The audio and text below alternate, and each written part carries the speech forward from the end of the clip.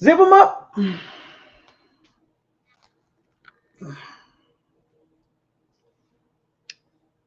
What we got going on?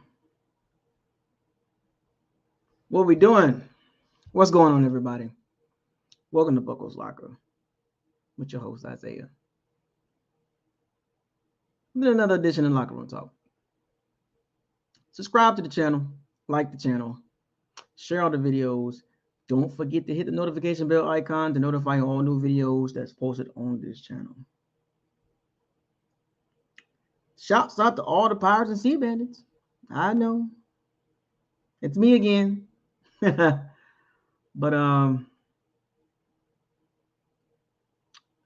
thank you for joining. If you want to donate, feel free to donate. Donation links are in the description box. All donations are appreciated. You're welcome. I'm going to give everybody a chance to get in here. We got a conversation. We got a big game on Monday coming up. So I want everybody to come on in here, and I'm going to give everybody a chance to gather themselves and get right.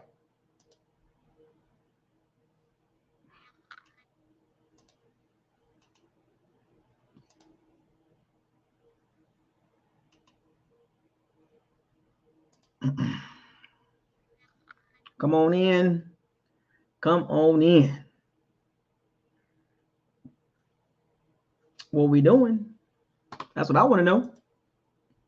What are we doing? It is not uncommon for Lamar to. What are we doing? Woo! It's rough out here, boys. It's a little chilly out here today.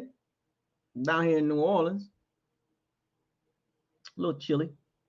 But we're going to get by. Another early episode here. So I know a lot of y'all not used to me coming on around about 4, 5 o'clock. But this was going to be probably happening more often. So be prepared for these type of videos between 4 and 5 o'clock. So I can't be on the mic all night long. So I'm making some adjustments. So stay tuned for that. Pretty much most of the time the videos will be starting at 4 or 5 o'clock. So unless something else happens. Come on in. I'm gonna give everybody a chance to gather them. So I know some people getting off work, they just getting home, they're trying to get themselves together. But we got everybody should be in here today. Everybody should be in here today, especially for this video, because we know this is the week. This is a good game. It's a big game. I'm expecting everybody to pop in here today. Right. Yeah. Between most of my videos will start between 4 and 5 o'clock. The late videos will kind of start going away because having those late videos at 8, 9 o'clock, I'll be getting off, getting off the video at 10, 11, 12 o'clock. I can't be doing that no more. I got to make some adjustments here because, see, with this video, I can be off the video feed, out of the locker room at 6:30, if it goes that long. So, we got Grizzlo, yep, King Cook, Rock 813, Val, what's up, man? Hey, I need everybody in here pronto. I need Bucks fans in here and some Saints fans in here. I need y'all in here pronto because we got some stuff to talk about. And you Saints fans that pop up in here or come up on this video on the comment section, what y'all doing over there? All y'all do is argue now, just like us. All y'all doing now is arguing, just like us. Arguing about stuff that just quite embarrassing on both sides. I mean, like I said, I live here in New Orleans. I'm a Bucks fan, so I got a chance to, get some insight on the Saints, how they feel, and what they got going on, and obviously my team as well. But both fan bases are in shambles right now. Both fan bases are confused. Both fan bases are highly disappointed. Both fan bases are just, they got caught off guard. But some of us that was logical, on both sides, a lot of us are like, kind of, take the good with the bad, right? And the bad with the good. You can't have it both ways, but it's quite a spectacle right now in both fan bases. I mean, that's all you see arguing. I mean, people like on the Bucs side, what's up, Ice on me? You got on one side the Bucs fans, they're arguing about Bowles and Lethbridge. Some arguing about Brady, Cameron Brate. I mean, just all kind of arguments going on, and just in shambles right now. And then on the Saints side, you got people just pissed off at Dennis Allen. Then you got the Andy Dalton situation. Some of the fan base want to keep him at quarterback, even though they're 3-6. Inconsistencies, not going to really win you a game unless he's more of a front runner. The running game got to be good. See the Seahawks game, the Raiders game, or the team got to be really bad. See the Rams game. But from my knowledge, a lot of the Saints fans ain't feeling Andy Dalton. But then you got the Andy Dalton faithful crew capping for the red rifle, and it's quite embarrassing. I mean, I've never thought I would see a fan base cap for a below average. I'm talking about at this point of Andy Dalton's career, he's always been an average quarterback, but at this point of his career, he's not going to win you games unless there's some significant circumstances. Like, go see the Rams game. The Rams are a shell of themselves. Andy Dalton has a good game against the Rams, then they jumping around with joy. And as soon as he go against a really good team, 49ers, you see what happened. 18 for 29, 204 yards, no touchdowns, no picks, and shut out for the first time since 2002. And you literally got people capping for that. How you get shut out for the first time in 20 years? Now think about it. Now you're coming into a game against a defense that's very stingy. And we'll go over the stats in a second. You think an 18 for 29, 204-yard game is going to win you the game against the Bucs? Like, Saints fans, let's be real. You're better off playing Taysom Hill. I don't think Winston's healthy still, but that's a whole nother story within itself. But as far as healthy quarterbacks, 100% healthy, or more than likely, that could contribute, is Dalton and Taysom Hill. And at this point, going against the Bucs, you better off playing Taysom Hill and winning the game 9-0. I'm telling you right now, and we'll get into this, we'll dive into this.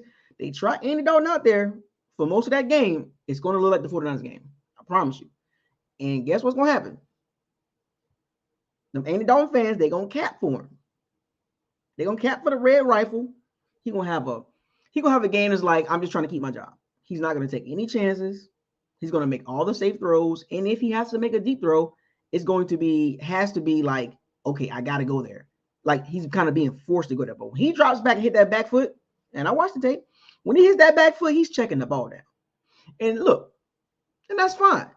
That's what the coaching staff want. They don't want a guy like Taysom Hill or a healthy James Winston running the offense, because those guys offer a bit more, but it's more of a risk. And in this game, you can't play conservative. The stakes are too high. Dennis Allen and Todd Bowles, they have both pulled some of the same moves throughout the season. Not going for them 4th and 1, 4th and 2, not making the right play calls, not making the right in-game decisions, in-game management. Both coaches are very similar in how they've been handling the teams. And I'm talking to y'all from a football perspective. Remember, I'm a football fan first, a Bucs fan second, right? Then a Gators fan. So go Gators. But what I'm trying to tell y'all is, from a football perspective, both coaches have done a poor job. And I'll get into my Saints sugar honey iced tea talk in a second. I'll start talking my noise. I'll start talking my sugar honey iced tea in a second about the Saints. But I just wanted to give y'all, from a football perspective, a logical. I mean, there's some opinions on my end, but this is from a logical standpoint. From what do your eyes tell you? And what does my eyes tell me about the Bucs and Saints? They're both not good. Don't be surprised this game is awful. Don't be surprised this game is awful. And then we can start at the top. We can start at the GMs. Both GMs have made some questionable decisions. They really have. And they both got similar rosters as far as age-wise. Right? They both got old they both got old rosters. They both made some salary cap decisions that is going to haunt them in the next couple of years. Both teams are possibly looking at a mini rebuild, kind of, sort of. Not a full rebuild, but a mini rebuild. So both teams are in similar or on a similar track. And I saw this coming. 2020. The Saints been in cap hell for years, and they've been finding a way to maneuver their way through it. But at some point, it was going to catch up to them. And it has. And as far as the Bucs situation, the Bucs kind of took on that role in 2020. They kind of started eating cap space with old veterans, pushing money, kicking the can down the road, just like the Saints. The Bucs never been that type of organization that will kick the can down the road. But the minute they got Tom Brady, they turned into, let's kick the can down the road. Let's sign some aging veterans, and hopefully we can get a Super Bowl. And they did. They got one in 2020. Congratulations. But that has sugar honey iced tea to do with 2022.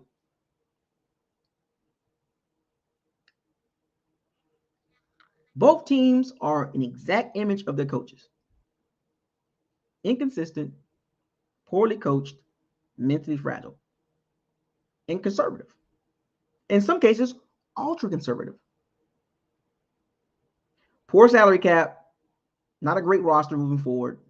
I don't care. The names are there. Trust me, the names are there. But the problem is coaching.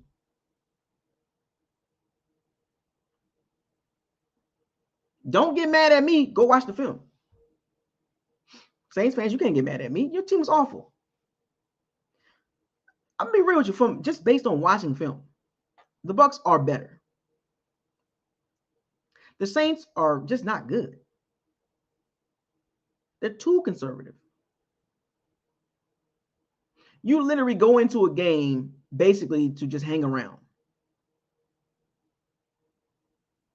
And the Saints are the ones making the mistakes. And like I said, we'll get into the stats. That's a representation of practice and coaching. You can talk all this stuff and have these team meetings. The Bucs had one the other night with the defense with Levante David and Devin White and Marshawn Lattimore and Alvin Kamara. They're having these meetings and all this. Players, Cam Jordan and Demario Davis. That don't mean nothing.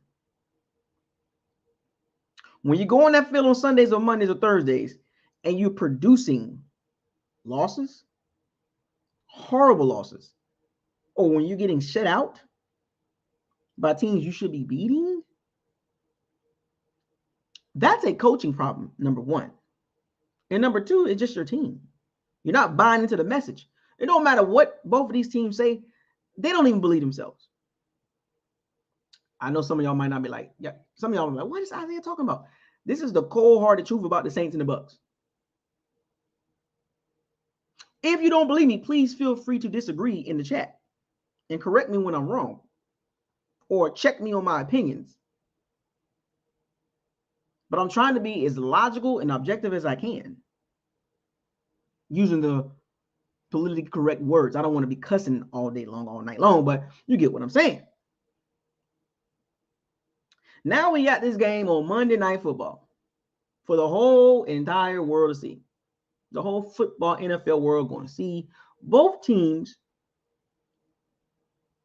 that have coaches that most likely should not be head coaches at this point. Now, if these teams were 6-6, one game over 500, 6-5, then it wouldn't be a big deal because then that's some improvement from both coaches, right? But the fact that both teams are under 500 and the history of both coaches, that makes the spotlight even bigger. The bigger spotlight is on Todd Bowles. Reason being, Tom Brady. Have you ever seen a Tom Brady team look like this? A Tom Brady led team. Remember I told y'all a couple years ago when he signed with the Bucs, he went from Bill Belichick and a stable system and stable organization to the worst organization in the NFL. And he literally upgraded the organization and made them a winning organization in 2020, won a Super Bowl, and then 2021, 13-3 playoffs. So now things are falling apart. Guess who's staying clean in the media?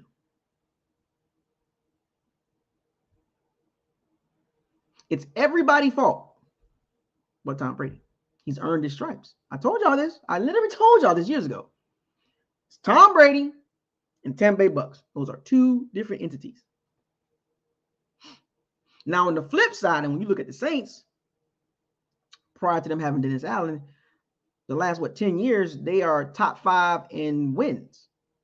As far as team, for the last 10 years, prior to this year, I think they have like 100 wins or something like that in the last 10 years. Like they are top 5 in wins. So that is a sign of a stable organization that's consistently winning. Do they have any Super Bowls to show for it? No, that's not the point I'm making. You got a franchise that had Sean Payton since 2006. Got a Super Bowl, beat the Colts, Shout out to Sean Payton. Cool guy, man. All these years of winning. They had a couple 7-9 seasons, but just overall, the last 10 years, that's a top 5 organization. Wins and producing and draft class, D-line, O-line, D-line, O-line, D-line, O-line, D-line, O. They've been winning. And even last year, they were 9-8, the most injured team in the NFL, and they went 9-8. They were a second half collapse by the Rams away from being in the playoffs last year. If the Rams didn't collapse against the 49ers in the last week of the season, the Saints would have made the playoffs last year. They were a second half away. And that's what I think it was like 58 injured players. The most in the NFL, and you go 9-8. So you would think, as a Saints fan,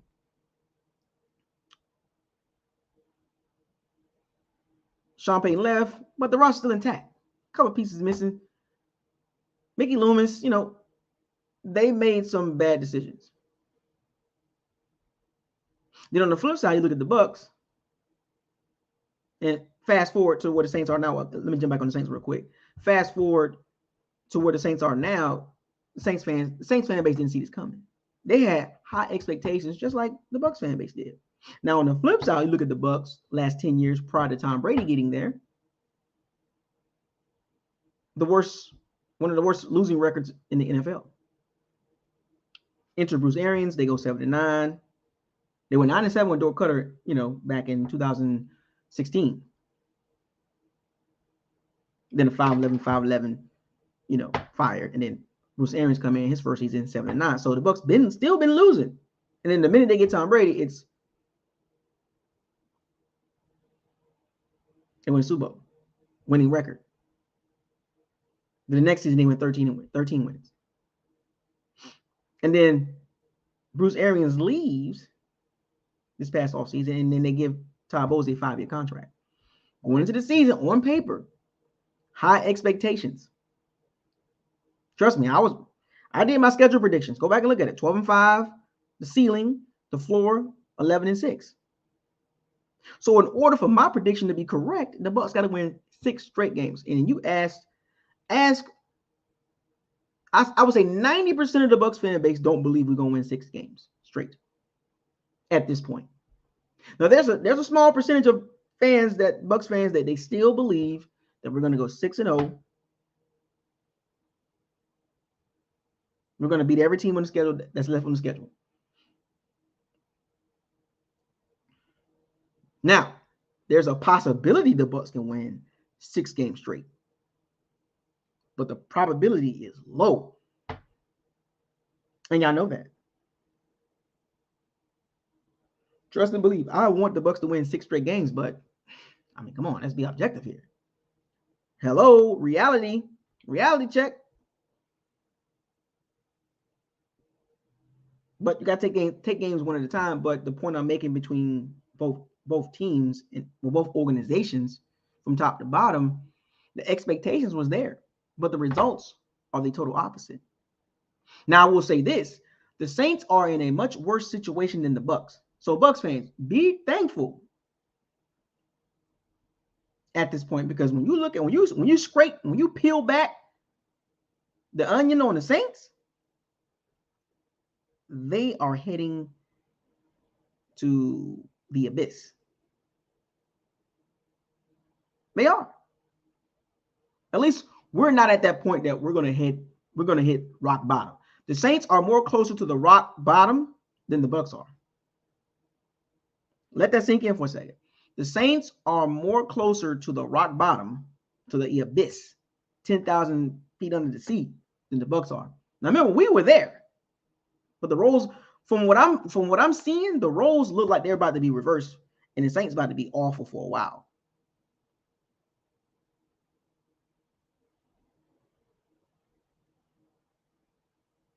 Now, I'm not saying that if there's a big gap between both teams, because the Bucs can make a hard fall too. I mean, but the Saints are more closer to the ledge than the Bucs are, if that makes sense. If you don't believe me, go look at the salary cap situation and go look at their coaching situation and go look at their roster. And you tell me which team is more closer to falling off a cliff. And when I mean falling off a cliff, I'm talking about the Saints fan base wearing the paper bags again. They got too many issues. Yes, don't get me wrong, the Bucs have issues. And I was going to be the first to say this. If I had to choose between Todd Bowles and Dennis Allen, I'm taking Todd Bowles. I know that might not sound great. That might not sound great, but give me Todd Bowles over Dennis Allen.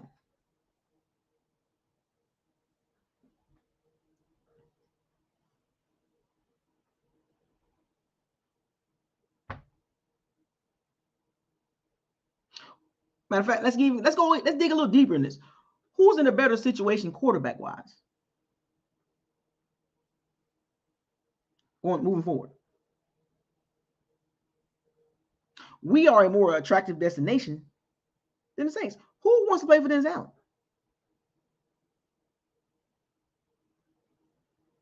I'm sorry, who? Because I guarantee you this: if he's the coach next year, he's going to get the same type of quarterback that Andy Dalton is. I promise you. I'm going to tell you that right now.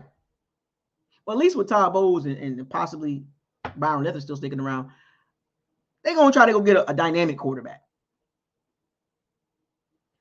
Dennis Allen, ultra conservative. He's going to get an Andy Dalton, Kirk Cousins, Dak Prescott type quarterback. Conservative.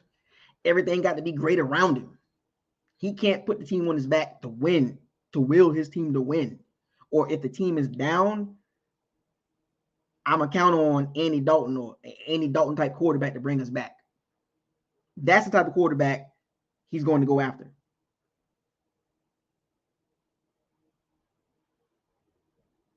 I'm telling you, watch. If the Saints fans can't see this, and remember now, we're just talking football right now. We'll get into the game and all that. Just talking football. This dude really believes in Andy Dalton. He is putting the fan base out there. He's putting his job on the line, because not saying he guarantees he's gonna get fired, but he might get fired. But you hedging your bets against Andy Dalton?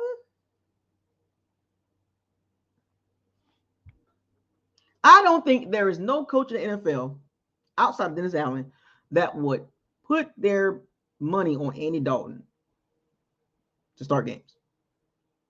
9 straight games. And Saints fans should not be disappointed. You should not be mad that you're 3-6 with Andy Dalton at quarterback. And there were some winnable games the Saints could have won, just like the Bucs. But the Bucs got other issues. And that's, as a matter of fact, that's one of the bigger differences between the teams. Brady and Andy Dalton. Here. You at this point, when you are in this situation, good coaches don't do what Dennis Allen's doing. Why would a dynamic quarterback go play for Dennis Allen? I bet you the amount of money players want to go play with Todd Bowles, but they go play with Dennis Allen. That's why I don't think we're going to hit rock bottom. If Todd Bowles is still around, which is a high probability, I think we're going to be okay. We might not be super great, but we're going to be a whole lot better than the Saints. I mean, I don't want to get into the timeline conversation, but come on, man. So Bucs fans, be thankful that we're not the Saints. We're not in the Saints situation. Similarities, yes. Yeah, Tom Brady's 45.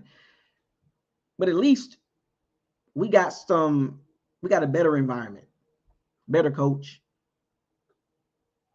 The way the Saints are heading right now, they're going to look like the New Orleans Raiders. That's what's going to happen. They're going to look like the New Orleans Raiders. I promise you. If you do your research, go back and look. And this is how you know Dennis Allen's awful when it comes to like decision makers. There was a former Raiders executive, a woman. She talked about Dennis Allen getting the job. She was like, I hope he cleaned up his act, and I hope he doesn't do the things that he did in while he was with the Oakland Raiders. Well, I forgot her name, but he did not clean up his act. He is still literally doing the same exact stuff he did with the Raiders. He's doing with the Saints. Here's one last situation I want y'all to look at. If for you football fans, it's this to the Saints fans. Go look at Dennis Allen when he was with the Oakland Raiders. Terrell Pryor, Matt McGloin. I'm gonna leave off that note as far as that part of the conversation. Go look at the decision making with the Matt McGloin and Terrell Pryor. Young quarterback, very limited quarterback, conservative quarterback.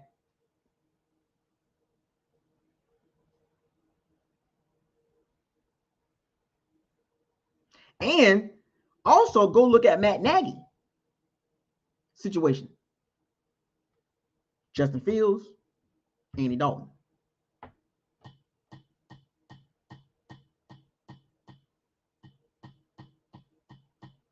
But in particular, Dennis Allen has no clue what he's doing. And one of the major reasons why he got fired, quarterback situation. He's repeating the same thing. So let's get to this Monday Night Football breakdown of the New Orleans Saints and the Tampa Bay Bucks. Monday Night Football at Raymond James Stadium. As a matter of fact, let's get on this injury report. Ooh, Lord have mercy. So for the Bucks injuries, from what I've been reading, today, no Antoine Winfield Jr., no Vita, no Tristan Wirfs, obviously, and no Mike Edwards. They didn't practice today. But Leonard Fournette, Russell Gage, Luke Gedeke, Sean Murphy-Bunting, Logan Ryan, all practice. Specifically, Logan Ryan. We definitely can use him. This is a great time for him to come back. And like I said, the defense is not bad at all. Like I said, I'm going to break it down to y'all. But another intelligent brain back there. Now, I don't know what they're going to do with Antoine Winfield Jr. I don't know. Because he likes to tackle with his head. Concussion symptoms, So Logan Ryan coming back is huge. But this is one of the things that happens. Injuries at an older age, especially at a high level sport like football, for an older football player is not good. Logan Ryan couldn't recover like he did in his 20s. Logan Ryan's old, football years. This is it for him. I don't see him coming back and being like this beast mode. You know what I'm saying? Like, he's going to be a savvy veteran. He's been on a couple teams, but hopefully he can stay healthy. But him coming back is huge for the secondary. And the secondary's been playing really good. But he just adds another level. He's seen it all. But the question is, when he comes back, what do they do with Winfield Jr.? Do they move him to the line of scrimmage on nickel? Or do they leave Antoine Winfield Jr. on the back end and move Logan Ryan up?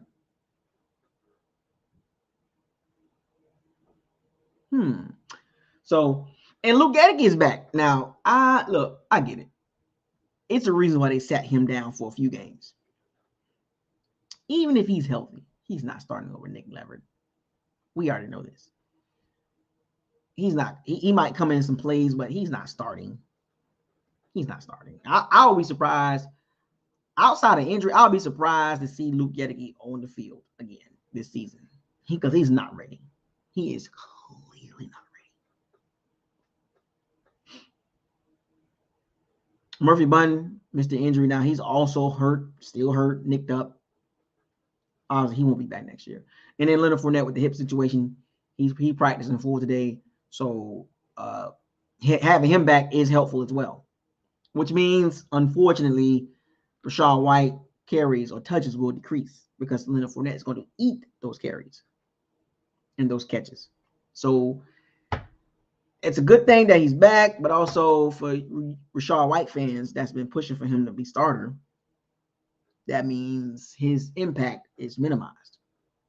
And that's one of the things about having a better running back as a young player, and you have a veteran, but then the veteran comes back, but you want the veteran to get his job back, quote unquote, because you don't want to hurt no feelings. And also, it's because of the contract.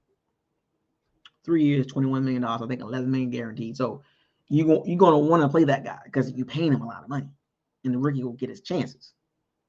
That's just like the Cade Otton situation with Cameron Brate.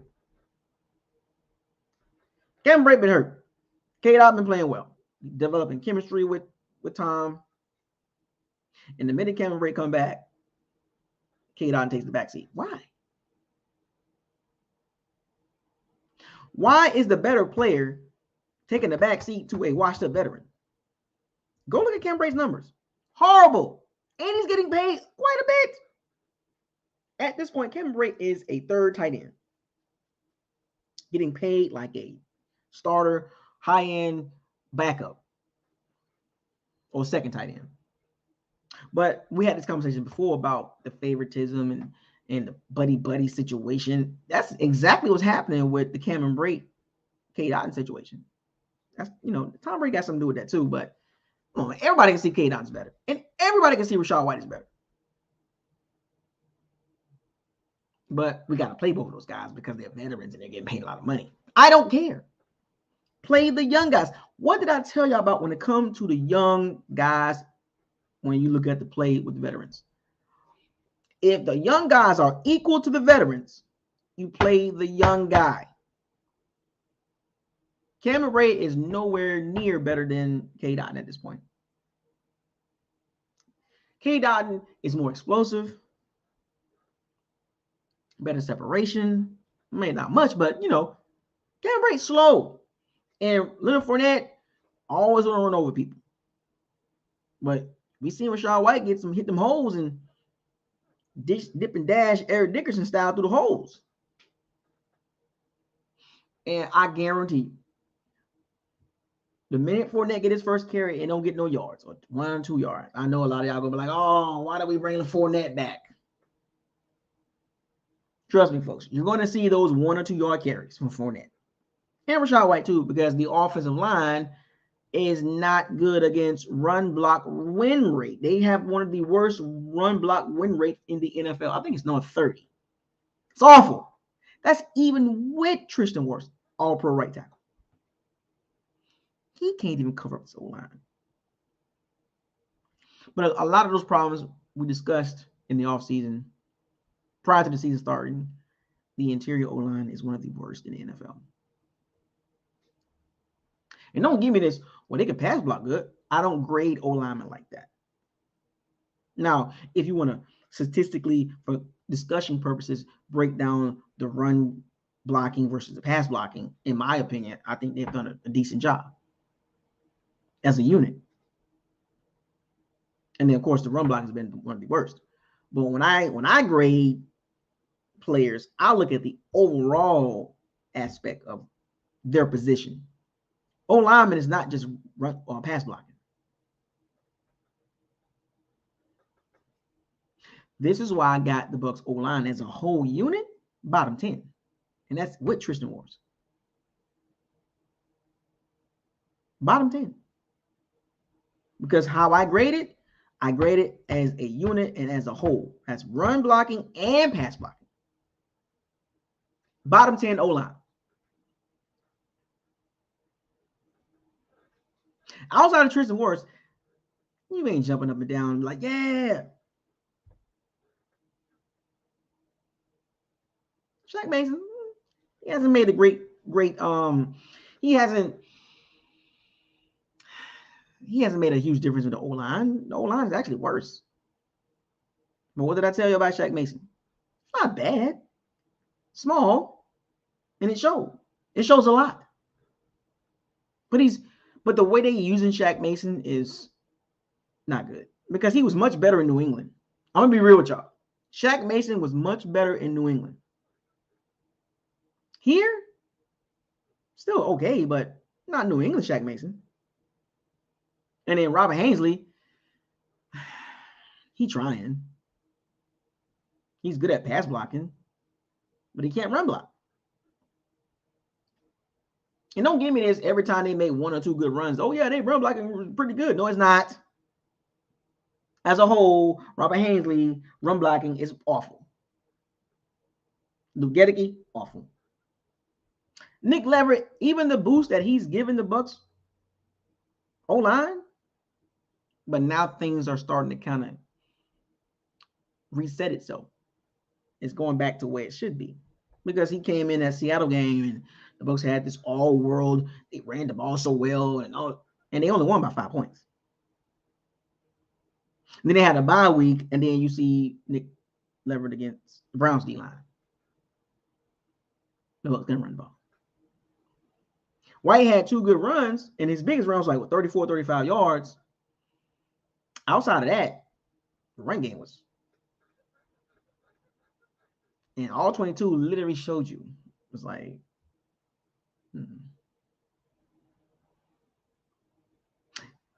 It's interesting. Back to the injury report. Cameron Brate had an illness. Mike Edwards, hamstring. Vita, foot. He did not participate today. So we're not having no Tristan Wirfs this game. So Josh Wells, good luck against Marcus Davenport and Cam Jordan. And they haven't been playing good either, but for some strange reason, they just might have the game of their life on Monday night against Josh Wells and Donovan Smith. Left tackle, 76, whatever you want to call it. Wouldn't that be funny? Cameron Jordan, Marcus Davenport just wreck shop, and Onyemata and Tuttle and Roach, they all just ramshack the Bucs O-line. All season long, they haven't been doing it like that, but they just have all of a sudden, they just destroy the game. And crazy something happen, a 38-3 or 9-0 type game. The Saints win. Now, that would be embarrassing. And then Dennis Allen with his funny walking self talking about, yeah, when we get everything together, we can win. Like, what? That cannot happen. So Josh Wells, may the force be with you, bro. I don't wish nothing bad on nobody, but Josh Wells, you got a task ahead of you, buddy. And the Saints D-line do not play when it comes to the Bucs O-line. They don't F around. They get after it. Go look at the week 2 game. The Bucs struggled in week 2. Yeah, we won that game. But let's not forget. Do I need to put it up all 22? Bucs O-line struggled that game. The Bucs ran the ball a lot. And it wasn't about the yards. It was about the amount of carries. I think they ran the ball over 24 times that game. But the Bucs O-line struggled against the Saints D-line in week 2. Do you think things are going to get any different, especially without Tristan Wirfs? So you're going to see more of the hut. Deep ball, pass interference, please. One read. At this point in the season, you kind of have to know, you have to expect what's going to happen. With no Tristan Wirfs, you have to kind of anticipate this happening. Hut, screen pass. Julio Jones jet sweep. Godwin screen pass. Evans screen pass. Evans deep ball. Get a pass interference. Might send Scotty Miller. Get a pass interference, Scotty Miller. Rashad Perriman. Rubber hands. Cameron Rake, get open. Dang, man. Cross the middle. Trips right. Tight end on the left. Or receiver on the left. Ball snap. You come across the field. You three go up the field and block. Give me the Julio Jones, Rashad Perriman crossing route for 5 yards and take it to the house. Give me a Leonard Fournette check down for 3 yards. Give me a Leonard Fournette up the middle for 1 yard. I'm literally calling these plays out, folks. Give me a Chris Godwin across the middle between 0 and 12 yards. Matter of fact, give me a Chris Godwin seam route right between the safeties. Maybe a Cade Otton or Cameron Brate. Julio Jones, deep ball. You still got it? No.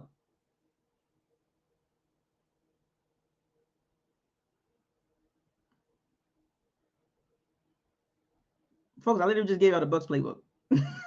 It's that bad. It's that bad. Now the Saints got injuries too, not just the Bucs. I mean, Jesus Christ. Mark Ingram, foot. Jawan Johnson, ankle. Jarvis Landry, ankle. Marshawn Lattimore, abdomen. Ryan Ramczyk, rest. Roach, illness. Bradley Roby, concussion. Rashid Shaheed, back. Street, illness. Peyton Turner, ankle. He always hurt. First round pick too. Shout out to the Roadrunners, UTSA. Pretty good. They ranked. Go watch that team. Jeff Traylor, I like him as a college coach. UTSA is pretty good, man. They ranked 24th, I think, in NCAA. Kevin White, illness. P.J. Williams, knee. Their injury list longer than ours.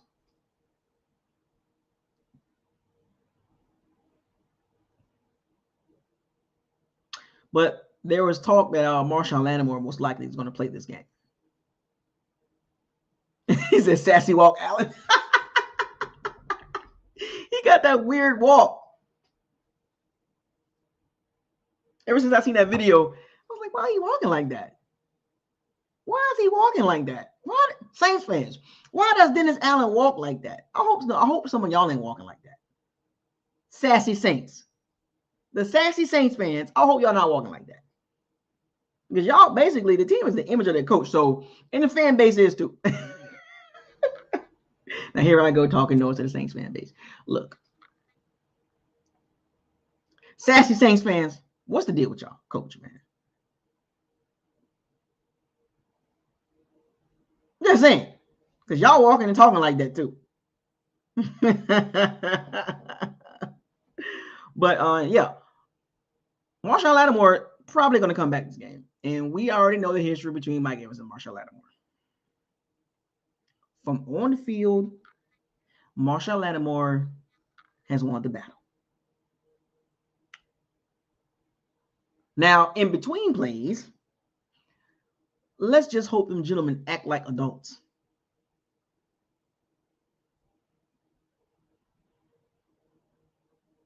Because for some strange reason, Mike Evans just gets extra emotional when he plays the Saints because he's frustrated that he cannot get the ball and he cannot get catches consistently on Marshawn Lattimore. And he got D'd up by Ricky last week. That's the cold hard truth, folks.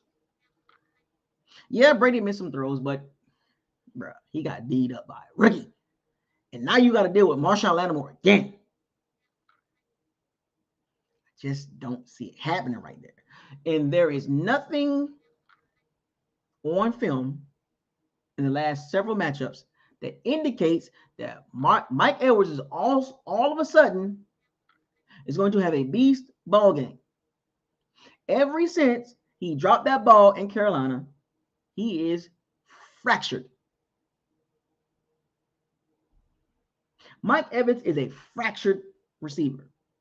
He dropped that ball and his season was done. He's never recovered. What did I tell you about the Bucs being mentally fragile? He's one of them. He's a leader of the team. Your leaders cannot be mentally fragile. Now he got to try out there and line up against a fresh Marshawn Lattimore. Hasn't played it since week 5, so he's fresh. He's going to have tons of energy. And you had problems with Emerson Jr., the rookie from Mississippi State. 2 catches for 23 yards, and you think you're going to all of a sudden just roast Marshawn Lattimore, who's been D'ing you up since 2017? Mike Evans, what I want you to do is stay out of fighting. How about that? I don't care. Look, Mike Evans can have 1 catch as long as he don't get into some extracurricular activities after the whistle or during the play. Just get out of the game not having emotional breakouts. I don't want to see a boxing match. I don't want to see a pushing and shoving and you crying because you can't get any catches. Or when you do get a catch, you jump in Marshawn Lattimore's face like, get back to the huddle. You my guy, Mike Evans. Get back to the huddle, man. Because I'm telling you right now, man, you are on my last nerve, man. Your body language has been awful. I need you to come into this game focused, and you might have a big game. You all beat up and nicked up, and Marshawn Lattimore is fresh and healthy. Well, I don't know if he's 100% healthy, but, he hasn't played since week 5, so he's fresh. He's going to be on your cleats. And you can't separate from him. You're not a great separating receiver, Mike Evans. Deep ball, pass interference, please. That's what you are now. A possession receiver, 50-50 ball. Back to that again. We saw that with Jameis Winston. 50-50 balls with Mike Evans does not turn out good. And that's where we are with Mike Evans. And now you got Marshawn Lattimore basically most likely going to play. So now Brady's going to have to toss up 50-50 balls to Mike Evans. Now, this is all hypothetically. It's all opinions. But Mike Evans might turn out to have a great game. But history doesn't show that. History does not show Mike Evans is going to have a major monster game against the Saints. He's had a couple. That was a long time ago. If Mike Evans can get 3 catches, that is a great game for him. Whew. Anyway, so that's the injuries for the Saints and Bucs, right? And my take on those injuries and the effect. Bradley Roby, concussion, I don't think he's going to play. That does help. That does affect their defense, but and then PJ Williams, knee injury, so I don't know. They didn't participate. And Peyton Turner, he's soft. Anyway, who else can affect their pretty much everybody's going to play for the Saints. The Saints are not, just based on looking at the injury report, it's a lot of I see a lot of limited participation. And I see some did not practice. Outside of Michael Thomas, pretty much everybody's going to play.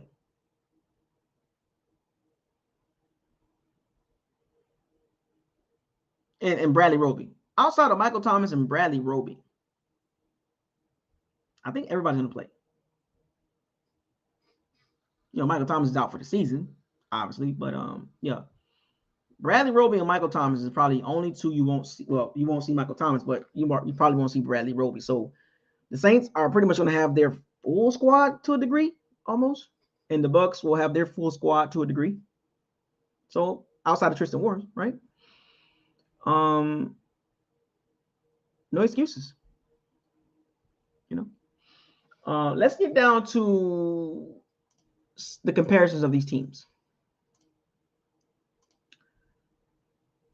Well, I think that's frustrating and hard to do. We're going to get down to the comparisons. All right, so this is what I want y'all to understand. Here's some offensive stats between the teams. Now, this is numbers. Now, the numbers and eyes can tell you a lot. And if you have some football sense, you can put them together. So we're about to run down through the key offensive stats. New Orleans averages 20 points a game. Tampa Bay averages 18. Advantage, Saints. Yards per game. New Orleans at 347, the Bucs at 339. Shocking, right? Advantage, Saints. Yards per play. Saints at 5.7. Bucs 5.1. Shocking again. This is what Mr. Pew Pew Pew Pew Pew Pew for 9 games. Time of possession. 48%, Bucs 47%. Shocking.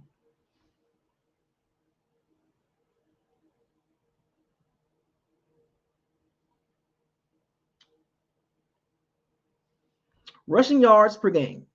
Saints 4.5, the Bucs 3.3. Passing yards per completion. New Orleans 7. The Bucs 6.2. So you mean to tell me Red Rifle is throwing the ball, was averaging more yards per completion than Tom Brady?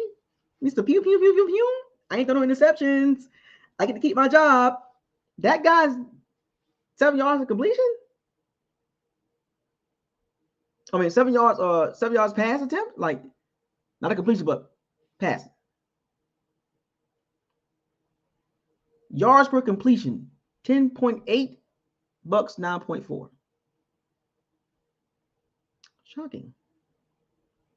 Oh, pass play percentage, New Orleans at 58, Bucs at 66.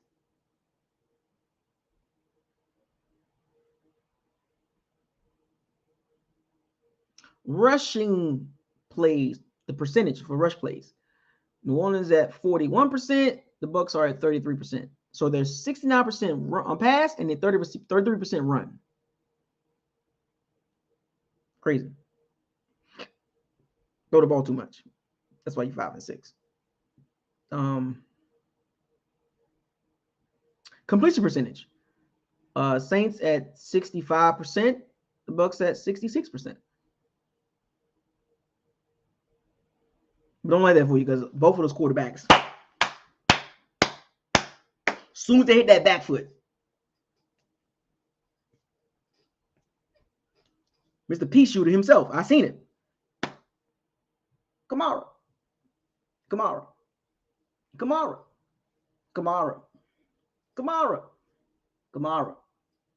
Johnson. Kamara. Olave D. Kamara. Juwan Johnson. Kamara. That's Andy Dalton. Every time he hit his drop, he's checking the ball down.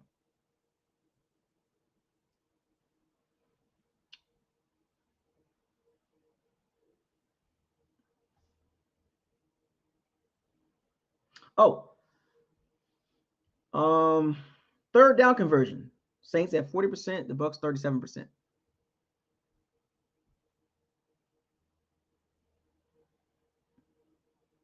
Fourth down conversion. Saints 37, the Bucs at 50%. Red zone touchdowns percentage. Saints 56, the Bucs 50%.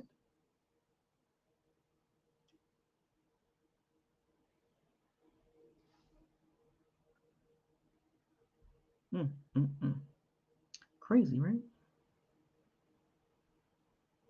That's the offensive stats. Let's go defense. Bucs defense, Saints defense. Saints give up 23 points a game. The Bucs give up 18 points a game. Opponents' yards per game. This is the yards that the opponents gain against these defenses. The Saints are at 326. The Bucs are at 315. Yards per play. Opponents' yards per play. Saints 5.2. The Bucs 5 yards per play. Takeaways, 1 per game for the Bucs. Saints are 0.6. Turnover margin, negative 1.2 for the Saints. The Bucs are plus 0.2. Penalty yards, Saints 55, Bucs 47.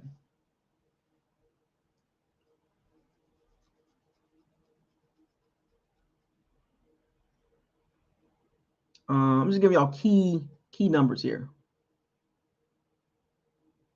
Opponents' completion percentage, Saints 62, Bucs 63%.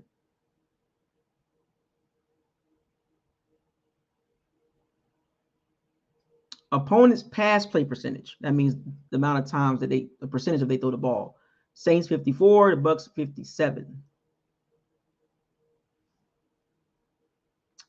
Saints third down defense. Saints 38, Bucs 37.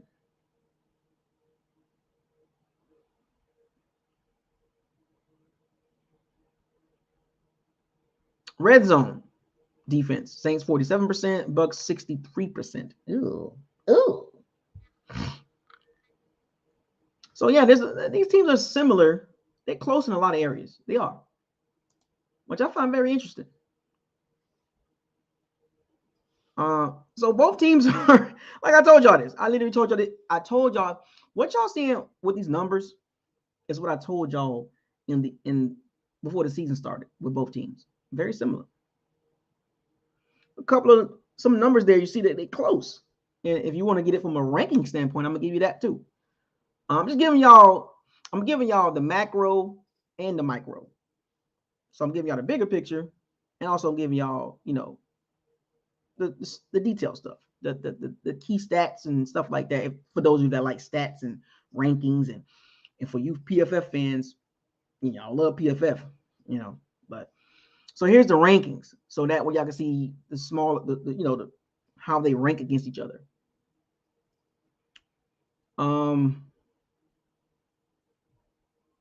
The Bucs. So I'm going to give y'all.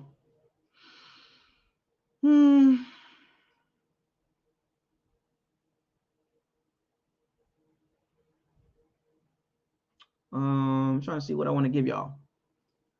They're very similar, folks. These teams are very, very similar. Oh, so here we go. So New Orleans are 21st in the NFL in points scored. They're 15th in yards per game. This is offense. 9th in yards per play. 16th in third down conversion. 27th in fourth down conversion.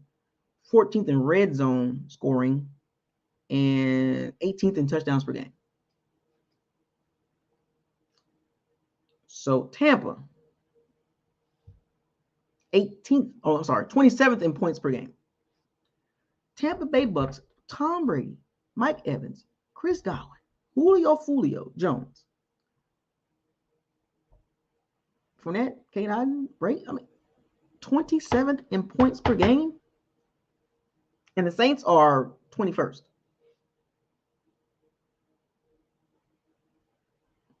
That don't even look right. The Bucks are 27th in points scored per game. 18 points a game. And the Saints are 21st.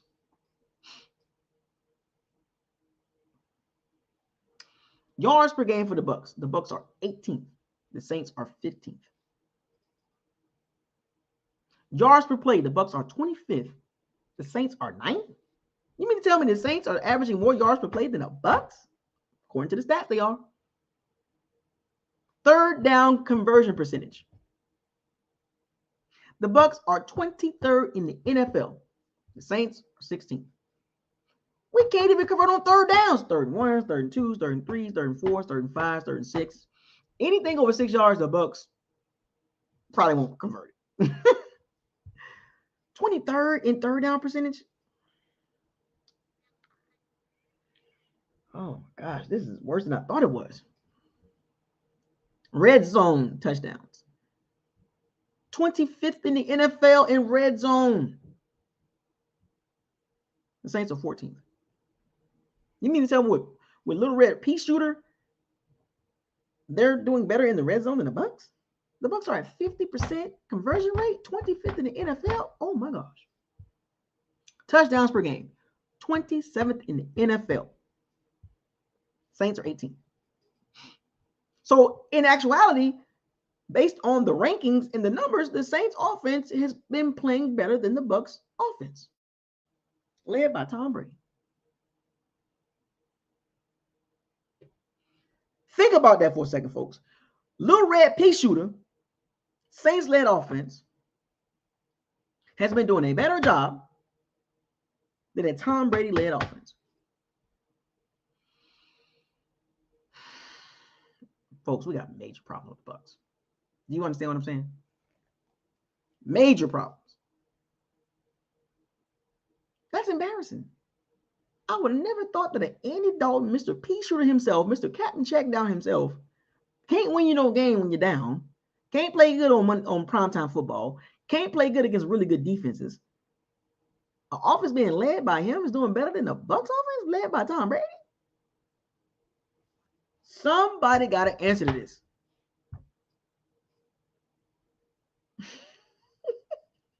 Pew, pew, pew. he doing a better job than Mr. Tom Brady. Efficiency too. Boy, it's just ugly. Ooh, wait till y'all see the rushing numbers. Saints, the percentage of rush per game, 41%, right? Remember I told you they were 16th in the NFL on how much they rush the ball. The Bucs are 32nd in the NFL on the amount or the percentage of run plays. 33%. The Bucs run the ball 33% of the time. That is 32nd in the NFL. The Saints are 16th at 41%. Rushing yards per play. The Saints 4.5. That's 15th in the NFL. The Bucs 3.3. 32nd in the NFL.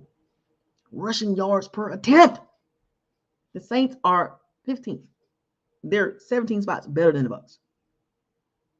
You mean to tell me the Saints offense is better than the Bucs? Byron, nothing. What you doing? This is bad. What's up, Art? What's up, Art? What's up? I see you, Kimberly. I know. Josh, I see you. Tevin Studio, I see George. What's up, man? We use the Soul Stone. Who did we sacrifice? Can anybody go get those gems, man? We need the reality gem, the soul gem, space, time, reality, the reality stone, gemstone, stones. We need the infinity gauntlet. That soul stone, I'm trying to tell y'all, man, 2020, we had to sacrifice something. That Bucs timeline. Go back and look at the timeline video. That soul stone, man, we had to sacrifice something. Good God. Is it really real? Did the Bucs really sacrifice? Did they sell something? Did they give up a Gomorrah type situation? Was there a Gomorrah type situation with the Bucs?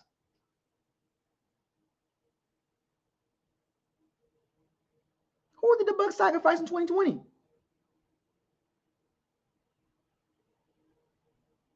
Anyway, rushes per game. Saints 25 rushes a game. That's 21st. The Bucs run the ball 22 times a game. That's 31st in the NFL. You know, so funny. I'm going to jump on the Saints real quick because I like picking at them. How y'all averaging 4.5 yards a carry, but y'all only run the ball 25 times a game?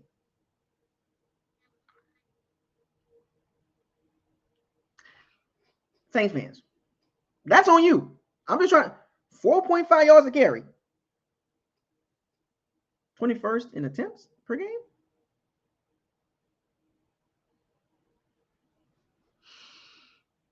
So you're relying on a little red pea shooter to win you games, and you're 3-6 with him as a starter. I'm just trying to figure this out, Saints fans, from a football perspective. 4.5 yards a carry, and the Saints just thinking that little red rifle, Mr. Pea Shooter himself, can just win games. Weird coaching. Rushing yards per game. Saints 113 yards a game, 22nd in the NFL. Bucks 73, still 32nd in the NFL.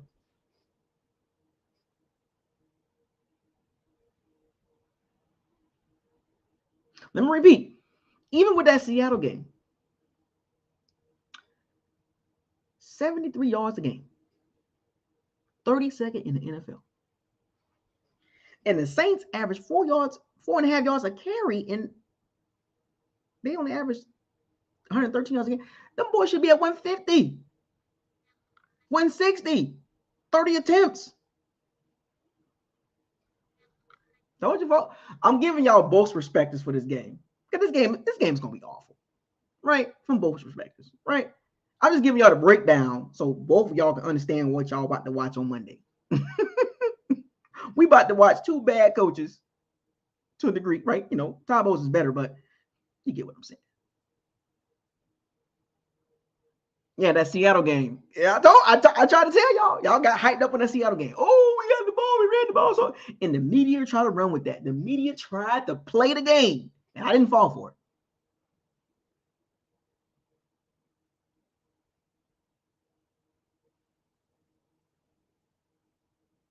I did not fall for that Seattle game.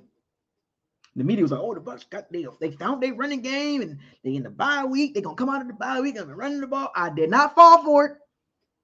I'm too smart. I don't follow media narratives. I don't go by feelings. I go by facts. What does my eyes tell me? Logics. The Bucs run game is awful. It's awful.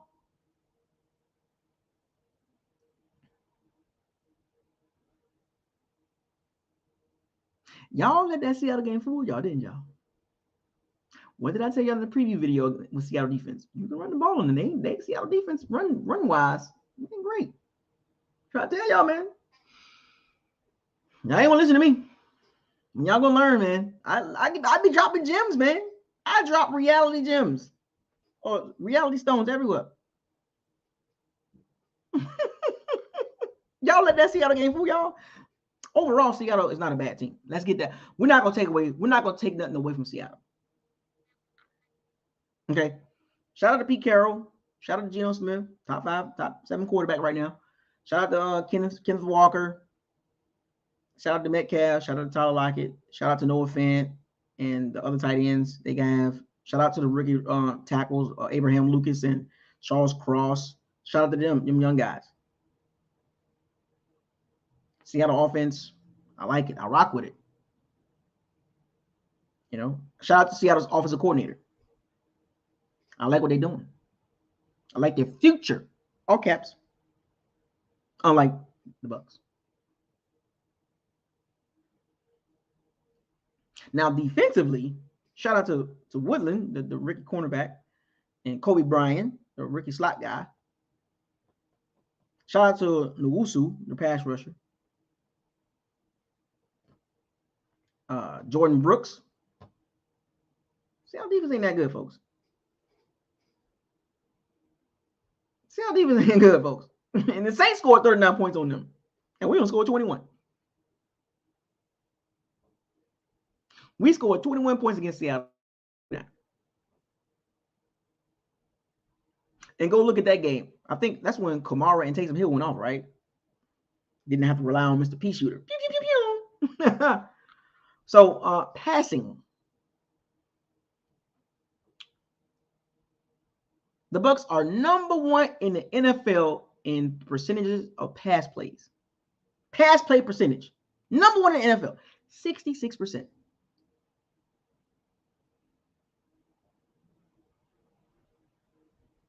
Completion. 11th in the NFL. Saints are 14th at 65, but we're 11th in pass completion percentage. Yards per pass play, 22nd. Saints are 11th. Passes per game, 48 passes a game. Number 1 in the NFL. So you mean to tell me the Bucs are literally saying 45-year-old Tom Brady, throw us to victory? Putting all this pressure at Tom Brady, not a 2017 Tom Brady or 2007 Tom Brady or 2018 Tom Brady or 2009 Tom, whatever, No, we're talking about a 2023 45-year-old Tom Brady, throw us to victory. 42 times a game. I'm sorry. Yeah, 42 times a game. 42 times a game. They chucking the ball. 42 times a game. The Saints are chucking the ball 33 times a game, which is 20th in the NFL.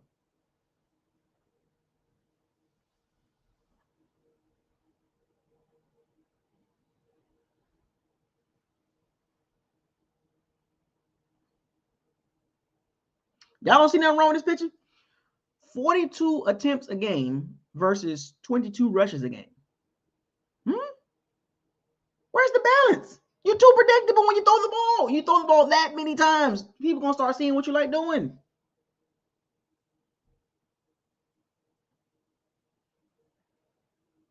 The Saints more balanced than the Bucs? Why is the Bucs depending on a 45-year-old? What team in the NFL is depending on an old, aging player to win you games?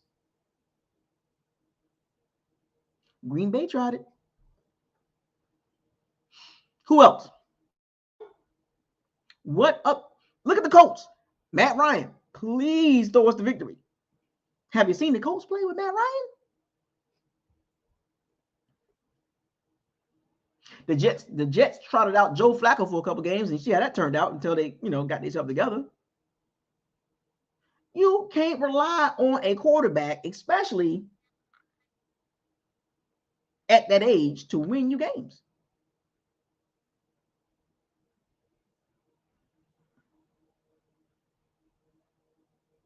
I mean, come on, Tampa Bay.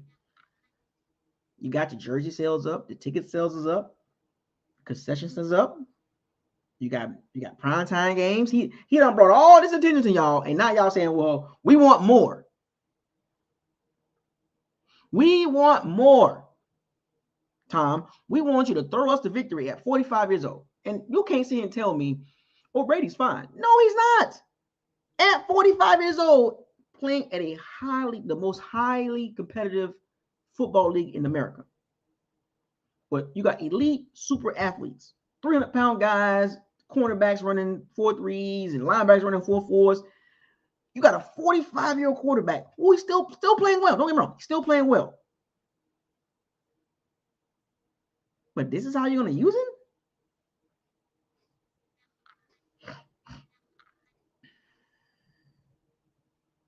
Why are you using Tom Brady like this?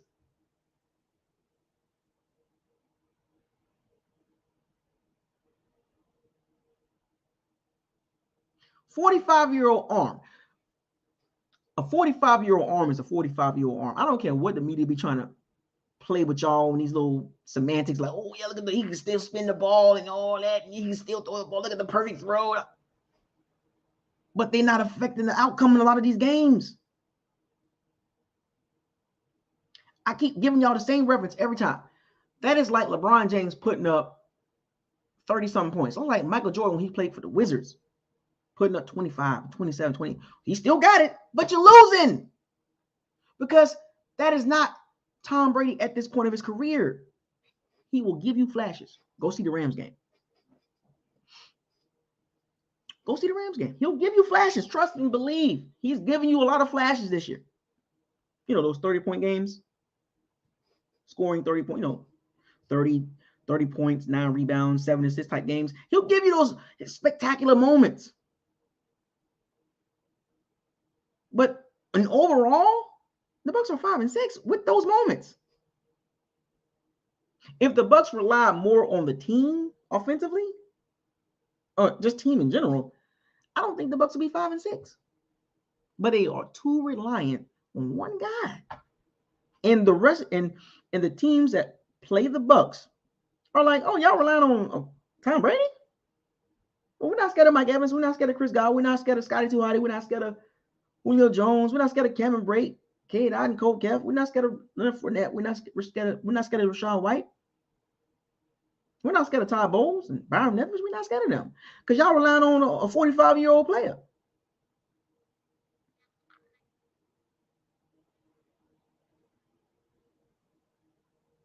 Every game the Bucks have played, go look at the team's defense. Nobody's scared because everybody sees that, oh, y'all relying on Tom Brady to save y'all. And I told y'all this. I literally said this. The Bucks cannot put that pressure on him like that because that's too much of a burden, even for Tom Brady. In New England, this didn't happen.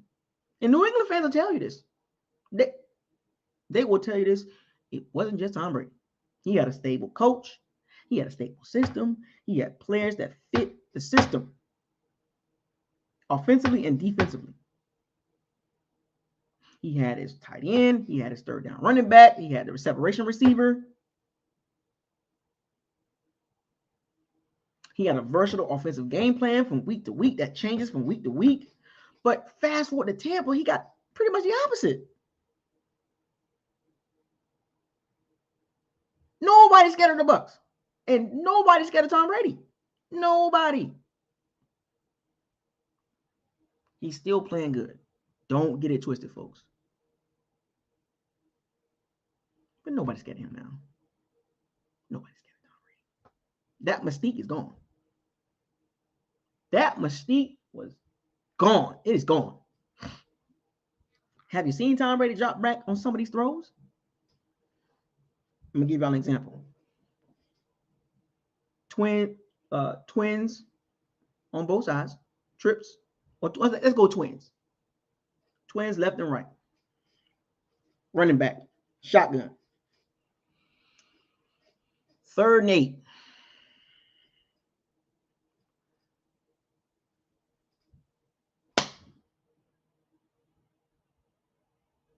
That's Tom Brady. For the most part. Stop me if I'm lying. Am I lying, folks? Trips right. Running back. Single receiver on the left.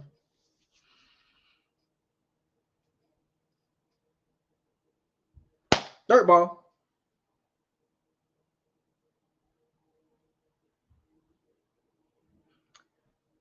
Twelve formation. 2 tight ends, right?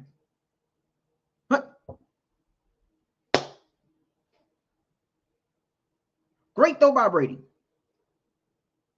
And then the next 3 or 4 throws is breaking ball to the dirt. Robinson screen, get Chris Godwin, blow it up. Jet sweep. Nobody's scared of that. Nobody's scared of that weak stuff. Because everybody know if we beat our guys, our one-on-ones, Brady can only do so much. And look, in today's NFL, if your quarterback if he's not dynamic, you're limited. It's not take nothing away from Brady's career, but at this point of his career, he's just a really smart quarterback, seen all the tricks and trades. Nothing can fool him, but just play your guy. And you got to if you make Brady beat you, he'll beat you. But everything, the situation got to be lined up perfect for those moments. Go see the Rams game. That moment was perfect for Brady, right? The Rams defense played soft, prevent, Raheem Morris. Shout out to you for playing that type of defense. But that moment was perfect for Brady. Perfect moment. No pressure, really. Just do his thing. When there's moments of pressure, when it's time to make the play, go look at those 6 losses. He can't do it by himself. That's the point I'm trying to make. And the Bucks are literally saying, Brady, you got it. Look at the touchdown in the Rams game. Byron Leftwich was like, I don't know what to call. You call what you want to call. Brady was like, yeah, I called that play, and you seen the hug on the sideline. I saved my job. Thank you for saving my job. And come to find out that was Tom Brady called the play for the touchdown. Because Byron didn't know what to call. Byron was like, you got it, Tom. I don't know what to do.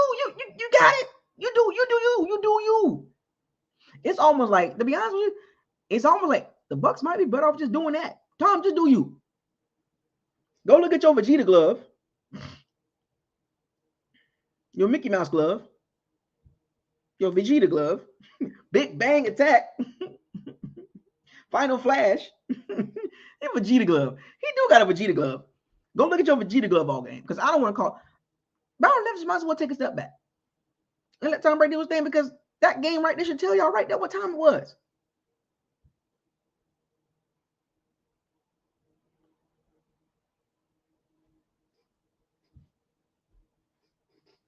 Final Flash. Yes, the Vegeta glove. You know, y'all see him wearing it, the Vegeta glove. The Mickey Mouse glove.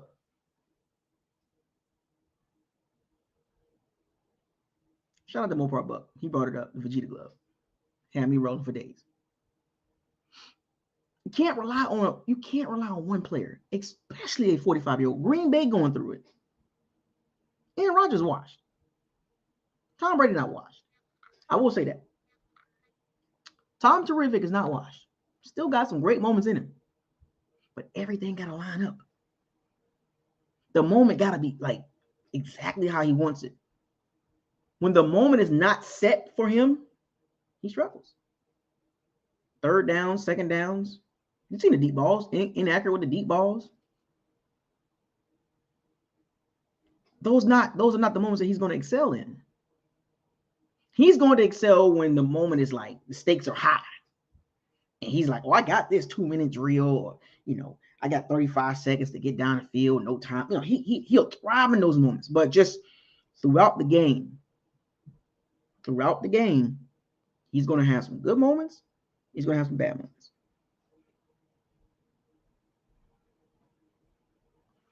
Look at the Colts. The Colts are relying on Matt the Camel Ryan to win them games. They were better off playing Sam Ehlinger than playing Matt Ryan. Did you see Matt Ryan play this past Monday night?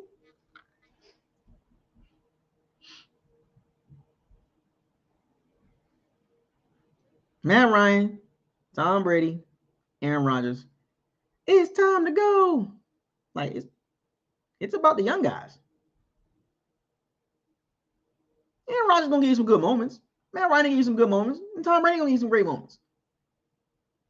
But it's about the young guys now. Guys that can move, spin plays, all that pocket stuff. Just can't stand in the pocket, buddy. It's time to go. Like, this got to be it for those three guys. I'm sorry. And and Tom Brady can play till he's 50. And that's fine. But the reality is, I'm telling you right now, if Tom Brady pop up back on the Bucs at 46 and the team looks like this, it's going to get worse, folks. Now, if he goes to a team like the 49ers or the Dolphins or the Raiders, that's different, because, you look at those situations, if he goes to the Raiders, Adams, Waller, Renfro, Josh Jacobs, Josh McDaniel. If he goes to the 49ers, they stacked. If he goes to Miami, they stacked.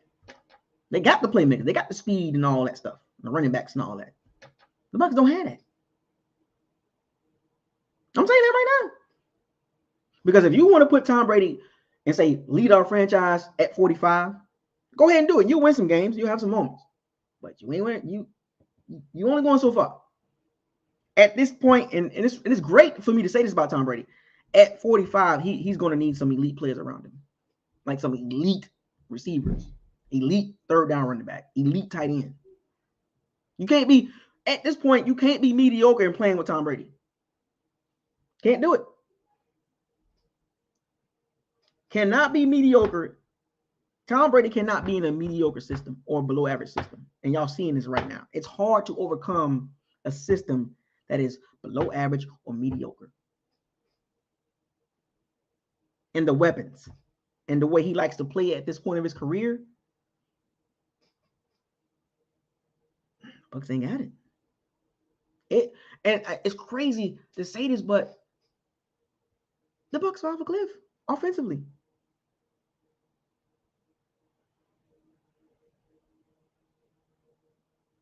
So when I circle back around to the Saints game, everything you're going to see in this game, the good and the bad and the ugly, don't be surprised. I'm telling you that right now, folks.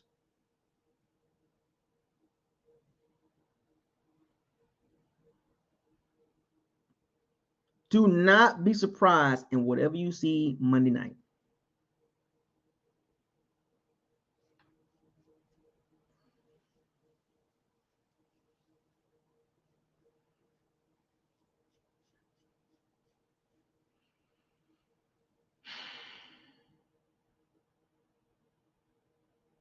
It sucks, man. I ain't even gonna hold y'all, man. This game gonna be painful to watch. Now, if these teams come out and they just start chucking the ball around, scoring a lot of points, I'll be shocked. I'll be shocked at this game in the upper 20s and 30s. I'll be shocked. Both teams are not good. It's a reset button. The Bucs might need to look into that next year or the year after. I mean, at some point, you're gonna have to reset at quarterback. And y'all know you Tom Brady fans want him to keep playing until he's 50 in Tampa. I'll be honest with you, I don't want to see it. I don't want to see a 50-year-old Tom Brady playing quarterback for Tampa. I'll be real with y'all. He can play till 50. He gonna stay till Tom Brady gonna stay till he's 46, 47, 48. I don't want to see it. Tom Brady is too great for that. Tom Brady is too good. His career has been too good for him to go out this bad. One of the greatest players of all time in the NFL. The GOAT at quarterback. One of the greatest players of all time. Going out like this? That's like Emmitt Smith playing for the Cardinals. Jerry Rice playing for the Seattle Seahawks. Michael Jordan playing for the Wizards. You don't want to see that. You don't.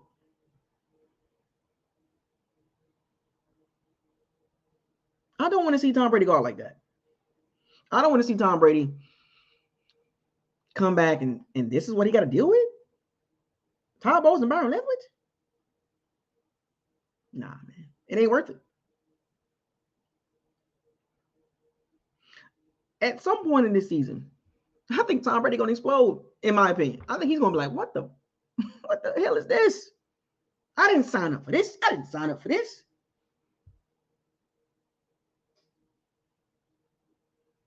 Russell Westbrook playing for the Lakers, exactly.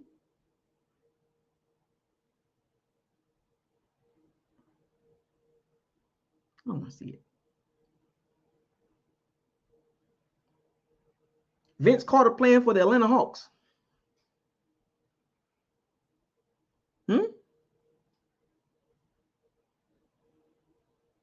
I don't want to see Brady go out like that. And hopefully they turn it around this year and finish it strong, right? And do something in the playoffs, But man, because if it don't end well, bro, there is no reason to come back. If it just goes to the rock bottom, I don't even think this is rock bottom. But if it goes there, I'm talking about the next day when the season's over with. If I was Tom Brady, don't ask me about coming back. Peace. You're not gonna have me out there looking like a fool with this. Oh no. I'm David Ruffin, and these are the Temptations. And I refuse to let you go. Yeah. Tom Brady and the San Francisco 49ers. But folks, strap up. Strap up, man. Strap up. I know my live feed gonna be crunk too. I know a lot of people gonna be in my chat room. It's gonna be fun. I'm gonna have a great time watching the game. I'm gonna be honest about the game during the game as well. I'm joking right now. I'm making some conversation, but there's also some reality and some logic behind what I'm saying. And this game, if you thought if you thought week 2 was bad, and now you fast forward to now, do you think both teams are better now than back then? They were better then. Both teams was much better in week 2. And now you think all of a sudden, in week 13, we about to see one of the best games of the season?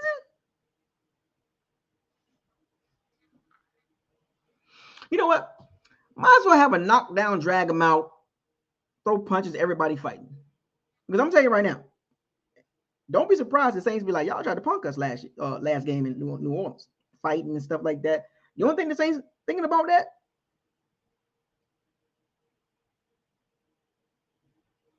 I would not be surprised we start seeing some scrapping going on, some chippiness. We might see some more ejections. I think because both teams are like, it is what it is. It is what it is at this point. Yeah, exactly. Tracy McGrady playing for the Spurs. I don't want to see that.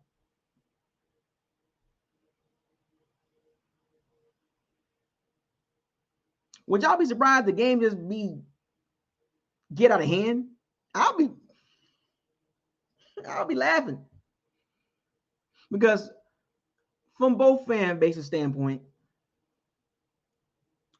I think I believe we thought that this game at week 13, I believe that we all thought that this game would have major ramifications. It still does, but it's just like, yeah, the winner of this game, you know, Saints win, they 5-7, the Bucks 5-7.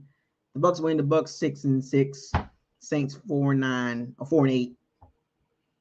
You know, who gives, you know what I'm saying? But we thought the game would be like the Saints are, the Bucks are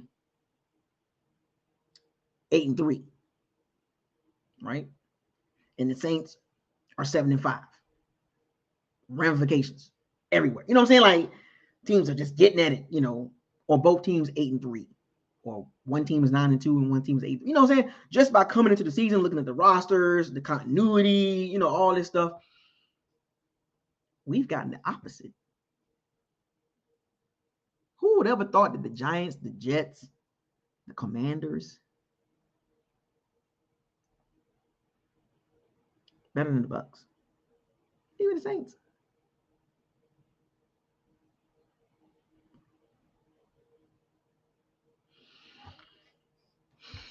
But at the end of the day,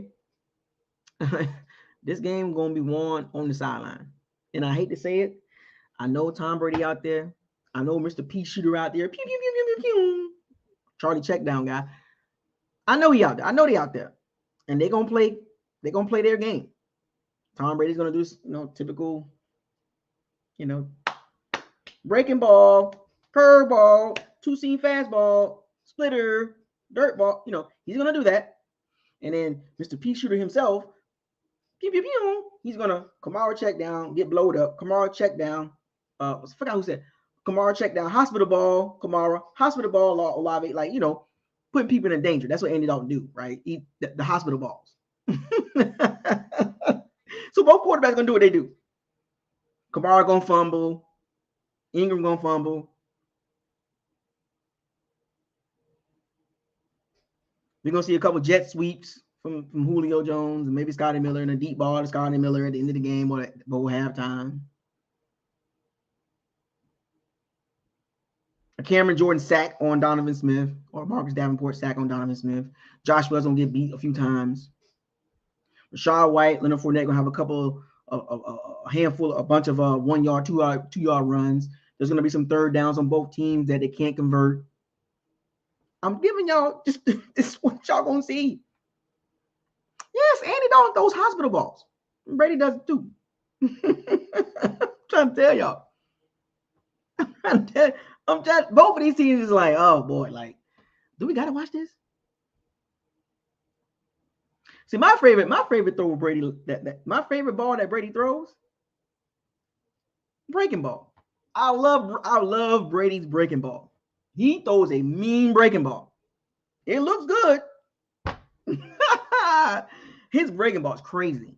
His slider not bad, or his curve not bad, but his breaking ball, whew, it's almost like a knuckleball. And then with Mr. P shooter over there, Andy Dalton, the same quarterback that's been on 4 teams in the last 5 years, that guy, Dennis Allen. Bring us home to victory. What coach is thinking like that? That's how you know you got an idiot over there named Dennis Allen, and then you got I don't know what I'm doing, Todd Bowles. Timeouts, Todd Bowles. Well, I didn't call timeouts because I thought that we was going to throw, Tom Brady was going to throw interceptions. What?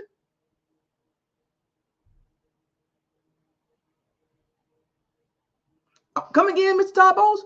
I didn't use the timeouts because I really thought that if we run the ball on first down, we get in the yards, we can go ahead and push. But if we didn't get in the yards on first down, I just didn't believe that we needed to push the ball down the field because I was thinking of an interception. What?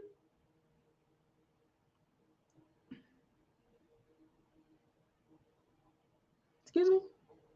Come again? That's Todd Bowles. So you got an incompetent coach in game situation, and then you got a coach in New Orleans that is literally relying on a washed up pea shooter, a water pistol to win games. Think about that. Both coaches, one don't know what to do with an all-time great quarterback and don't know how to make in-game decisions, can't check his OC about the play calling, don't want to check his OC. And then on the other side, on the Saints side, you got a head coach that's relying on a pea shooter as a gun, as a quarterback with a pea shooter. A quarterback to win you games, must-win games. Dennis Allen is better off putting Taysom Hill out there.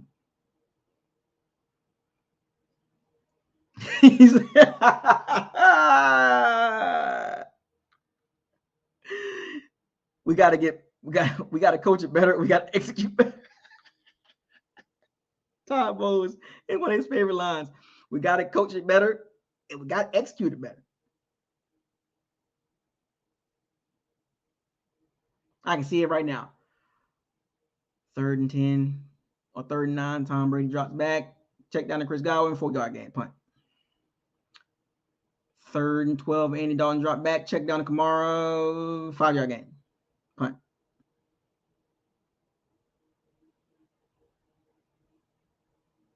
That's pretty much going to be the game, folks. 3rd and 3. Kamara to run. Kamara fumbles.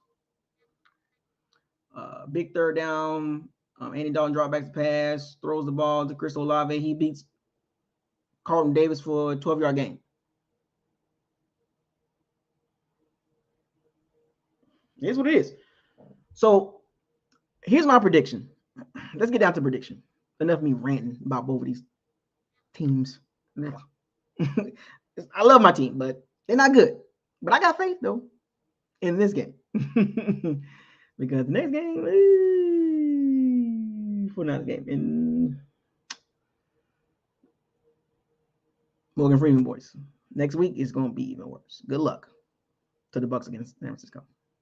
And they're getting healthy. And the Bengals getting healthy, too. I'm going to force me with you, Bucs, next 2 weeks after this.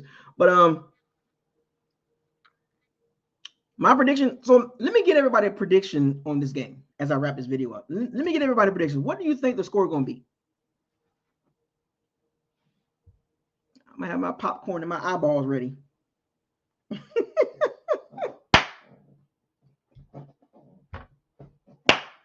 You got time. You want to talk about crypto during the game on Monday? You got some popcorn and some eyeballs? I need everybody prediction score. Give me your prediction. I need your prediction. Give me your score prediction. I'm waiting, chat room. I'm waiting. You want to talk about crypto? You got time? So we got 23, 13 bucks, 16, 14 bucks. Nah, Kimberly. No, we need a prediction. I don't want to hear that. He got the popcorn eyeballs. I'm gonna have me some popcorn on Monday night too. I'm gonna have me popcorn and some big glasses ready.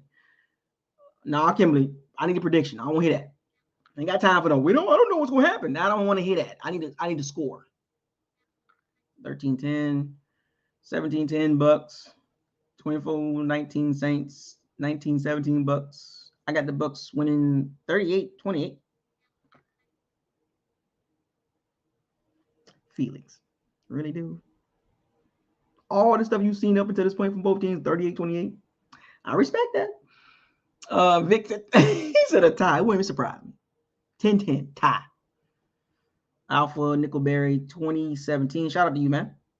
I'm gonna have, I think I might give me a big bucket of popcorn and some eyeball glasses.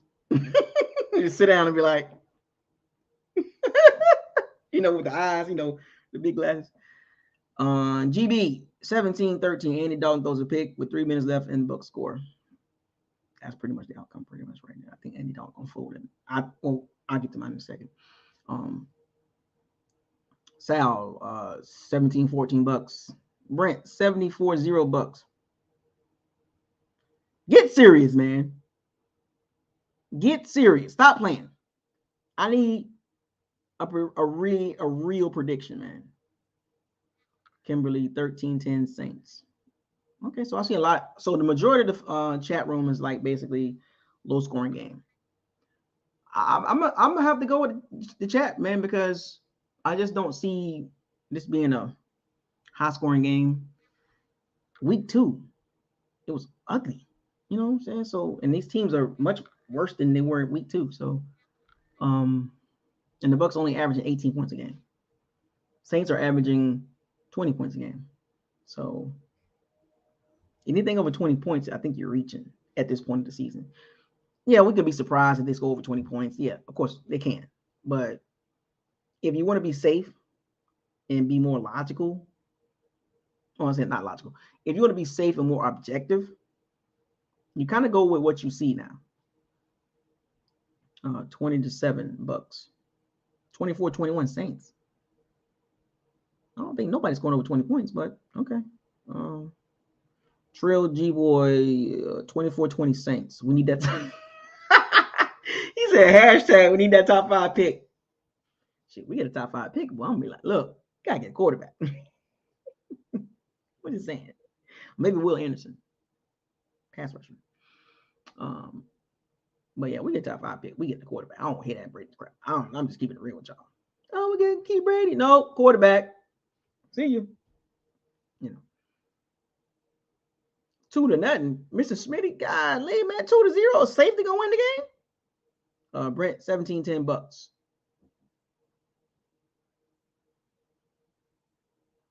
Oh, is it take Evans off your fan? Yeah, anybody playing football, anybody playing fantasy football, you don't want to start Mike Evans. You don't want to do that. JL is 31-10 Bucs. Why do you think the Bucs will score 30 points? After 13 weeks of awfulness. And they averaging 18 points a game. Till the legend, 9-0 Saints. With the shades on, man. I hear you, man. I hear you. Look, we get a top 5 pick quarterback. I don't want to hear it. I don't care. Chicago Trash. Brady come back 1 year. No. Quarterback top 5.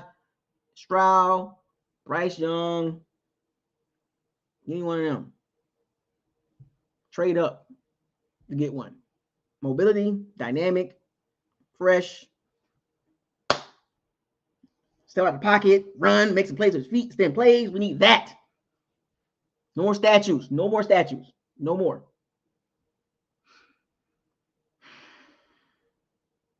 All right, so I'm gonna give you my prediction, and I'm gonna go with basically what I've been seeing from both teams.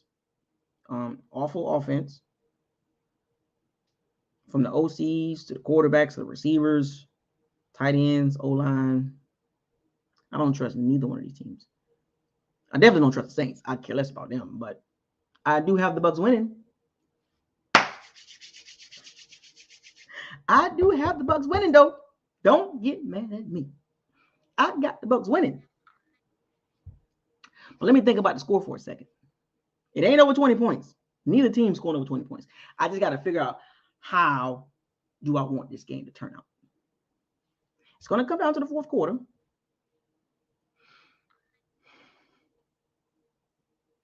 In a hard-fought game, there's going to be several winning plays to be made during this game. And from a coaching's perspective, there's going to be several coaching decisions in game management, time, and play calling that's going to be made between both coaches.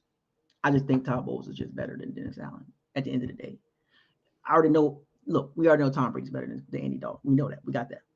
But Todd Bowles, Dennis Allen overall. And that ain't saying much, but, you know, he's better than Andy Dalton. I mean, he's better than Dennis Allen.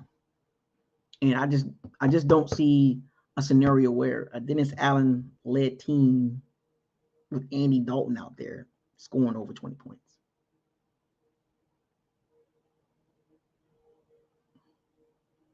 I just don't see an Andy Dalton-led team against a Bucs defense that's playing good for the most part, right? Scoring over 20 points. He had 13 points against San Francisco. When he plays against good defenses, he doesn't look good.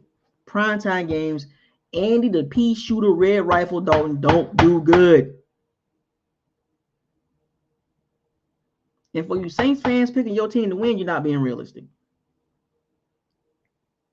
You're not coming to terms with it. You're not accepting the fact that Andy Dalton is not the guy. He hasn't been the guy in 7-8 years. And you got a coach reliant upon him to win you a very important game against a tough division opponent with a tough defense. And you putting your eggs in the basket talking about 13-10 and Saints gonna win 9-0. Y'all sure about that? I have yet to see a Saints fan pick the Bucs. Why?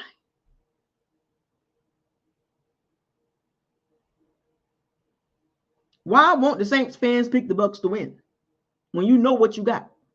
Dennis Allen with Andy Dalton at quarterback. Now, if it would have been Dennis Allen and Taysom Hill, that's different because they won last year without, you know, they won 9-0 with Taysom Hill. But I just can't see a scenario where Andy Dalton scores more than 20 points against the Bucs defense. And the Saints defense is going to probably play pretty well. But Andy Dalton will not do enough. Pew, pew, pew, pew, pew. You can't have a pew, pew, pew, pew, pew in games like this. You can't have hospital ball Andy Dalton. Andy, Captain Charlie check down Dalton. Quarterback got to make some plays, baby. Consistently. Be able to move out of the pocket and make some plays with his feet and throw the ball. Devin White gonna eat him up. Trayon gonna eat him up.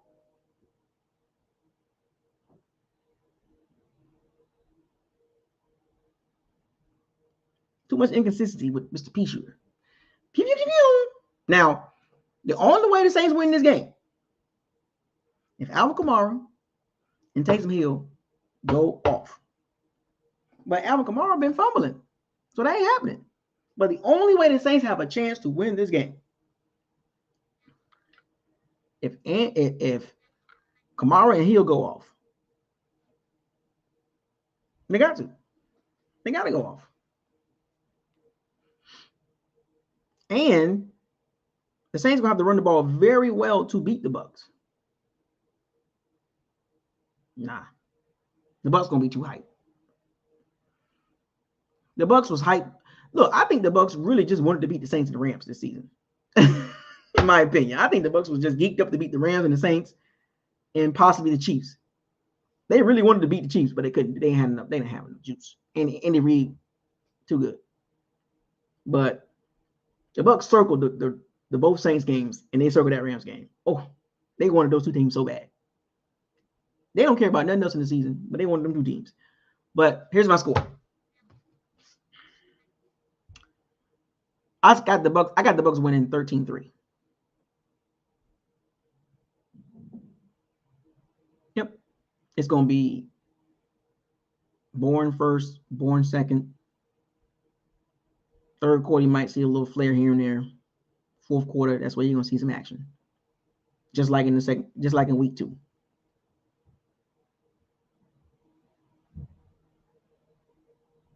$13-3 Bucs win. Don't get mad at me. I'm just picking the score, man. It's not. Is it gonna happen? I don't know. But I'm not picking against the Bucs in this game. Now next week, do I got to make a video next week? And the week after that? You should. That should be your answer right there. But that's a little foreshadowing. Maybe the deuces behind it. Foreshadowing. You know. But 13-3 Bucs win. The Bucs moved to 6-6, and we put a stake in the Saints season. Ding, ding, ding, ding, ding, ding. Out of there. Or we just basically, you know, we put a stake in their heart, basically. Ding. We put them at 4-8, and they're pretty much done. And the Bucs can do this. And getting this victory will be very important, especially with the next 2 games coming up against really tough teams. And both teams are playing extremely well. And oh, by the way, Jamar Chase comes back this Sunday against the Chiefs. Guess what we got in 2 weeks? What, 3 weeks? 2 weeks. Bengals. And the week after that, and after this game, we got the 49ers. You think we beating them? Yeah, all right. Yeah, all right. So we got to win this game. We got to win this game. We got to win the game.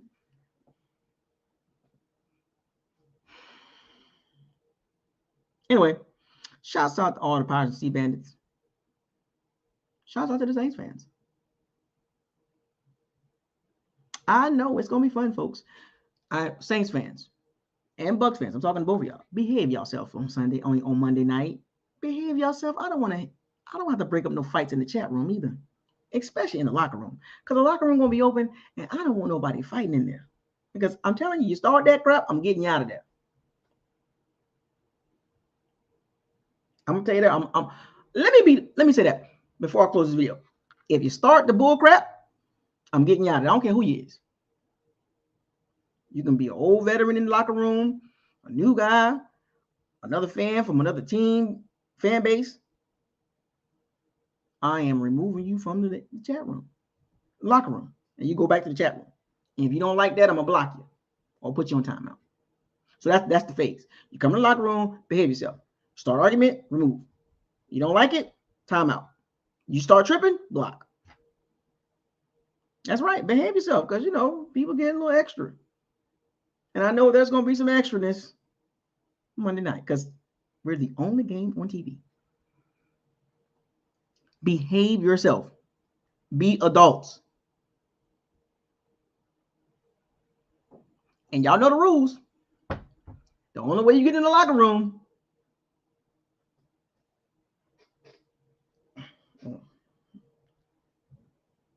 Cash App, Super Chat. If you ain't trying to donate to the channel, you ain't getting in the locker room to join the fun, because the locker room gonna be lit. I know my regulars. I know who's gonna be in there, and they're gonna support the channel. Just saying, I don't want to hear this. Don't come into the waiting area talking about send the link. Send me the link. No, Put the link in the chat room. No. You have to pay to play. Put the link in the chat room. No. You gonna let me in? I don't hear that. You gonna sit right there and wait. Don't send me no private messages talking about let me in. Pay to play. That's the rules on Sunday. Every Sunday. That's the rules. Or Monday. Or Thursday. Anyway, y'all be safe out there. I wish I was out there, man, Monday night. I was supposed to be out there. I had to pull those tickets, man. Shout out to all the Pirates Sea Bandits. Strap up, Bucs fans. And I want y'all to have y'all popcorn. I need everybody, get you a big bucket of popcorn. Fire those cannons.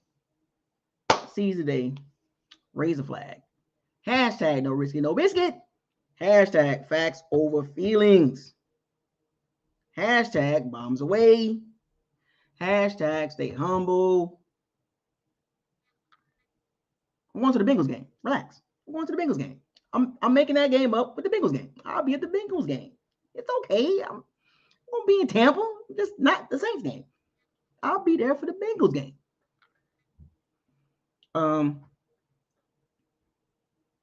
What was that? Yeah, hashtag stay humble. Hashtag probability versus possibility. Hashtag what does your eyes tell you? It's going to tell you a lot this game on both sides, Bucs and Saints. Hashtag trenches matter. Trenches matter. Do you understand what that means? If you don't, go watch other videos. I might make a separate video about trenches, but trenches do matter, and it's going to matter a lot in this game. No Tristan Wirfs, Saints D-line. We'll figure that out. Hashtag don't get mad at me. I don't play the game. I just talk about it. I give my opinions. I give my facts, my hypotheticals, and, hashtag fire the cannons. FTC, hashtag walk the plank. There's going to be somebody walking the plank. Hashtag walk the plank. And, of course, hashtag Super Bowl or bust. Regardless of this outcome of this game, it is Super Bowl or bust. Because if the Bucs don't make the Super Bowl, you don't want to miss that video. I'm gonna tell you that right now. I don't care what happens. Buckles Locker is out. I will see y'all maybe in a couple days, or I might just see y'all Monday night. We'll see. If anything pops up, I'll let you guys know. Peace.